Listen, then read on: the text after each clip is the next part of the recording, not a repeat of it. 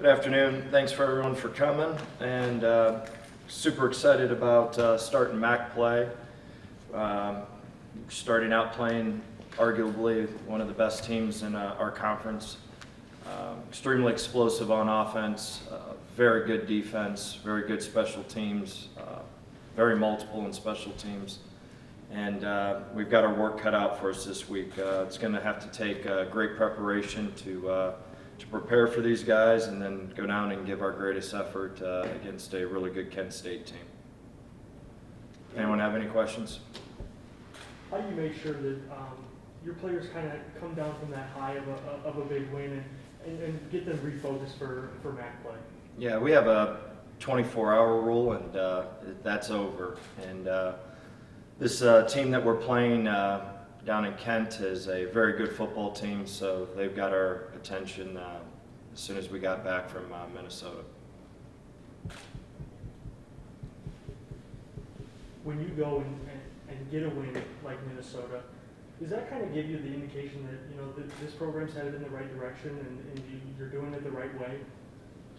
Yeah, we had a great victory last week, and we learned a lot from it, just like we do every game. There was some good, some bad, some ugly, and unfortunately the ball bounced the right way at times for us, and we're able to get a win. But our approach is going to be nothing different than what it's been. That was a great moment for our kids. I'm going to get every single kid a ball, a game ball, and all that for their office. When they get older, they'll appreciate it. But we're starting MAC play, and we're playing, arguably probably the best team or one of the best teams that we played all year. Just how much confidence is this team playing with right now as they enter into MAC play? I'd say we at times we do. We're so young at times that we still don't have that old confidence of having a ton of experience and all that. So we're improving on that and working on it. We're trying to get old in this program. We want to get old. As soon as we can, things will be more consistent, more balanced, and we'll be a better football team with age and time. To look forward and back a little bit, how much does you can talk to them about the importance of hard work and everything? How much to show the testimony of having that celebration in the locker room to just how important is that in the momentum of the program to show them, hey, if you do these things, you can have moments like this. You can have more moments like this.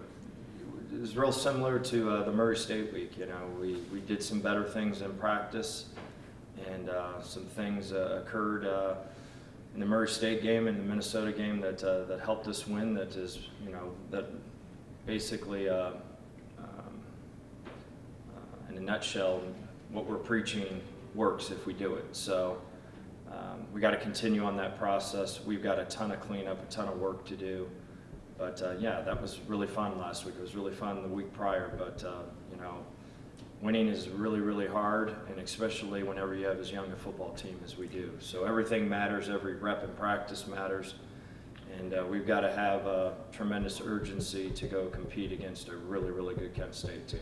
And I have to ask, I think everyone loved, especially Bowling Green fans, kind of the tweet you guys sent out, Jordan Anderson, row your boat. Is that do you earn the right to say that kind of thing after such a huge win? I mean, I know people love that. I never saw it, so I don't even know what he said. So I'm sorry. I just don't know what he said. Coach, you're a special teams unit. I mean, Nate's been perfect in field goals. Matt had that monster punt on Saturday. How important has that unit been for your team's success and what you guys have been able to do these last few weeks? Yeah, the punt team has been exceptional, and they've got to be. With this young offense, it's no secret the strength of our team is our defense right now and our special teams. And offensively, we're doing enough to get by. Offensively, we need to improve, but when you got two phases of your team clicking in the right direction, you got a chance. And offensively, with time, with age, and as the season goes, we'll improve. But that's the weakness in us right now. We're struggling to run football. We're throwing it well enough, but we're not balanced. And anytime that you're just living off the throw, that's not fun to call the game, and it's not fun to it's generally not the formula to win. Kind of building off of that, we were talking about with the offense. In terms of managing the game, how would you assess how Matt did in that kind of role, in keeping the clock moving, keeping the ball moving, and then in that effect, keeping the ball away from Minnesota. How do you feel he did doing that on Saturday? At times really well, and at times he wants some things back. And in this game, there was a few things that we needed to clean up that could have made our situation on offense better. There's a lot of responsibility on him right now, and every single thing that we do, we're micromanaging what he does. We're on top of him, what he does. He's got to play really, really well to make up for some things that we're not doing well on offense. So everything matters with him. He'll stand up here and say that he missed a few reads and a few decisions that he would love to have back.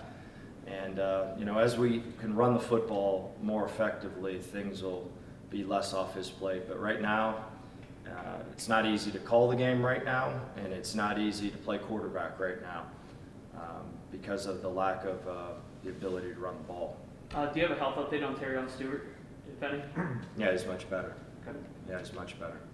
Seems like, Coach, we talk an awful lot about offense, and we have so far this year, focused on that, the offensive line, the running backs, et cetera. Are you surprised the defense has gelled as well as they have, and are kind of leading this program right now? No, it's not shocking. The plan was to bring in some significant older help along with the veteran defensive line. This defensive line's been together for 2 years now. The linebackers have been 2 years together. We brought Bryce and some secondary guys in, Ferg and Dev, to help in the back end. So not only are those guys good players, they're really good leaders. And a little help with some age, a little experience. I'm not shocked that they're playing well right now. I'm not shocked at all. And they're playing really well. And they'll continue to get better. And just like I said, we think a year from now we'll have one of the better defensive lines and defensive fronts in this conference. We need another year of strength and conditioning, another year of age. And that'll occur the same on offense. We need to get old. We're too damn young right now, and I look forward to the time where we can run the football, be extremely balanced, get the defense off the field, and that'll even make our defense even better once we can run the football better. You're against Kent State team that put obviously 62 points on us the last 2 years. Do you look back at the last year's game, or you just focus based on how the team's performing this year? You always look back. There's sometimes you go back even farther than that whenever you've had history. If the coaching staff or the defensive coordinator hasn't changed, you always look back, yes. Scott, do you think a win like that, just the confidence it builds, can, obviously it's all one game at a time, but can it change the expectation or expectations for this season, recast them in terms of what's possible for your team to maybe be playing some games that really matter in November? I don't know. I don't. It was a great win.